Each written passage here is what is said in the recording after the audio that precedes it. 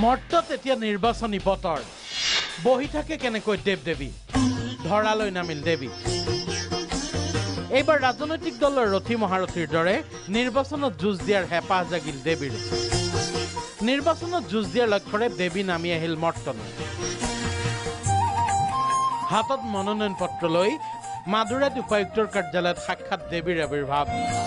লগে লগে লাগিল হোৱা দোৱা দেৱীক লেন্সত বন্দী কৰিবলৈ জঁপিয়াই পৰিল বৈদ্যুতিন মাধ্যমৰ কেমেৰা তৎপৰ হৈ পৰিল আন সাংবাদিকসকলক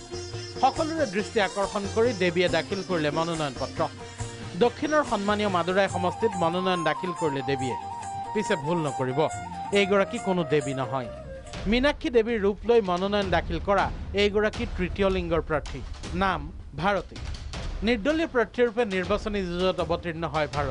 ভাৰতীৰ কাষত এগৰাকী মুছলমান আৰু আনগৰাকী খ্ৰীষ্টান সমৰ্থক মাদুৰাইত অভিনৱ মনোনয়ন পত্ৰ প্ৰদান পৰ্বৰ বিপৰীতে এয়া অভিনৱ প্ৰতিবাদৰ দৃশ্য জনপ্ৰতিনিধিৰ বিৰুদ্ধে বিদ্ৰোহ জনপ্ৰতিনিধিক লৈ বীতশ্ৰদ্ধ ভোটাৰে ক্ষোভৰ বহিঃপ্ৰকাশ ঘটিলে এই বেনাৰৰ মাজেৰে ইয়াৰ এখন বেনাৰত প্ৰধানমন্ত্ৰী মোদীক কটাক্ষ কৰি লিখা আছে মোক ভোট দিয়ক মই কদৰ্য ডেংগু আৰু মেলেৰিয়া দিম দিল্লীৰ মুখ্যমন্ত্ৰী অৰবিন্দ কেজৰিৱালকো অনুৰূপ ধৰণে কটাক্ষ স্বচ্ছ ভাৰত অভিযানৰ ব্যৰ্থতাক এই অভিনৱ প্ৰতিবাদেৰে উদঙালে তৰুণ ভাল্লা নেতৃত্বাধীন এটা প্ৰতিষ্ঠানে নেশ্যনেল ডেস্ক প্ৰাগ নিউজ